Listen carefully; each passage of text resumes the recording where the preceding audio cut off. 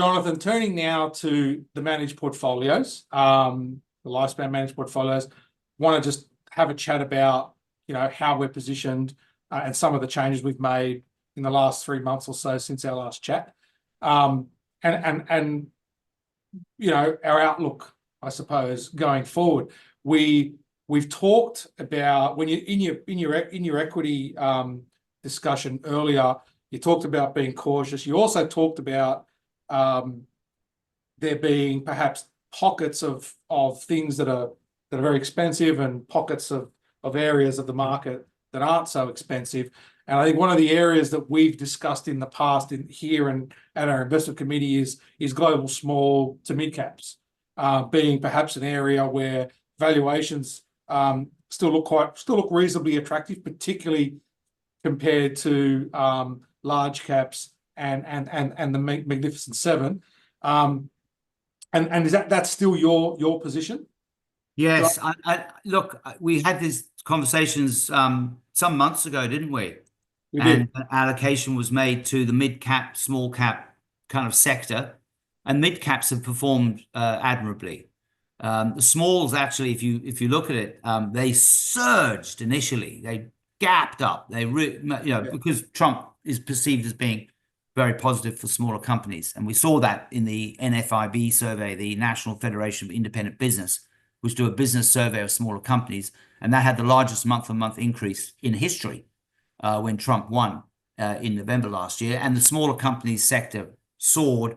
Then you got a bit of profit taking, but the mid-cap sector has actually continued to do quite well. So I think there's a good argument for an allocation to small/mid-cap sectors. There's a valuation argument.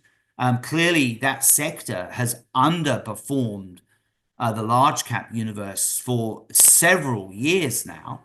Yeah. And so you've got some fairly nice tailwinds. And don't forget also, the smaller companies really like deregulation and lower taxation.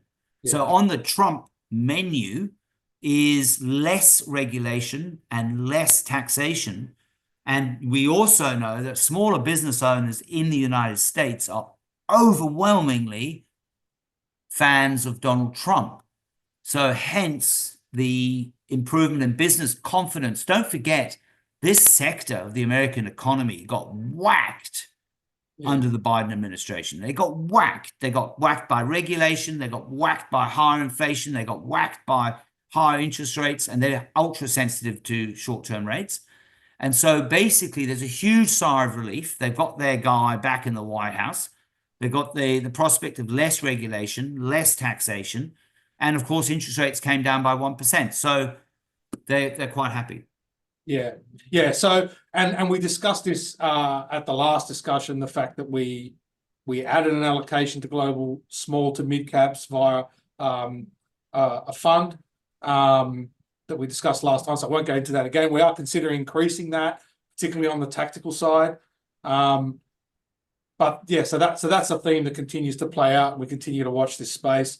Some of the other changes that we've made, we've made quite a few changes to our fund manager mix. So we swapped out a small cap manager by the name of Eiger, and we've added that to two different small cap managers, Maple Brown Abbott and Ausbil. Both very good long-term names, well-known names in the funds management community. So yeah, we've got a good degree of confidence with those. They're more neutral managers. So we're sort of taking an approach in our portfolios to be a bit more neutral between growth and value, and looking for sort of all-weather type, we call them, managers that have demonstrated they can outperform in environments where growth might outperform value, or value might outperform growth.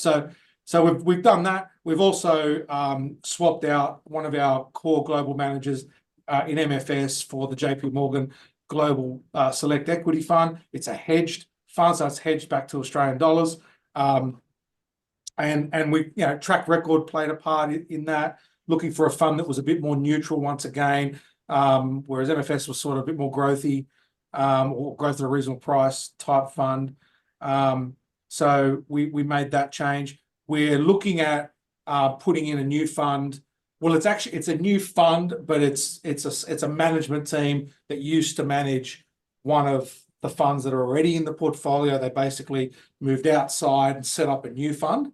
And so once that's available on the various platforms that we run our portfolios on, we're looking to swap out the previous fund for the new structure with this management team that have done really, really well. And we have a high degree of confidence in. The name of the new fund is the Life Cycle Concentrated Global Share Fund. So few changes around manager. This is all in the strategic portfolios, and we haven't made any significant changes to our asset allocation. We did discuss in our last update 3 months ago that we were considering in the strategic portfolios adding an allocation to global REITs, which we're still considering. That being said, though, that was in sort of September, October when we were looking to do that. The world changed a little bit with at the time Trump was looking to be elected. We sort of had an idea that if that happened, it would change the inflationary outlook, which in turn changes the rate, the interest rate outlook. As you may know, dropping rates is great for REITs, and that was kind of what we had in mind. But now we still think rates are going to come down. We're just changed our outlook in terms of the trajectory. So we're still going to eventually make an allocation to global REITs, but we've sort of put it on hold, and we're sort of looking for a better entry point. We're also reconsidering our Australian REIT exposure, largely because it's become such a concentrated benchmark. Yeah.